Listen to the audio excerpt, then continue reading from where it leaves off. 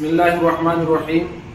अस्सलामु अलैकुम वरहमतुल्लाहि वबरकातुहू। जैसे तमाम शहर के उलमा और जिम्मेदारान नौजवानों ने मिलकर यह तय किया कि कल 18 तारीख बरोज़ जुमा नमाज जुमा के बाद मस्जिद के बाहर के हिस्से में, जैसे यहाँ अभी वज़ू खाने के पास की जगह है, इस तरह से खड़े होकर अपने हाथों में प्ले कार्ड लेकर जिसमें नए वक्फ के कानून के खिलाफ कुछ लिखा हुआ हो, तहरीर हो, इस तरह से खड़े होकर हाथों पर काली पट्टी बांधकर अपने दाहिने हाथ पर तमाम नौजवान, बुजुर्ग, अइम्मा मसाजिद, जिम्मेदारान खड़े होकर एक फोटो लेकर उसको व्हाट्सएप पर वायरल करना है।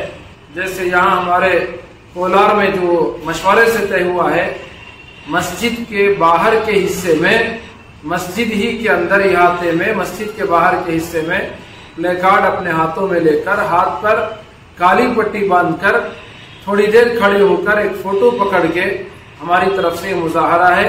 मस्जिद के बाहर किसी किस्म की कार्रवाई की कोई इजाजत नहीं है। उम्मीद के आप हजरात इसका खास ख्याल फरमाएं।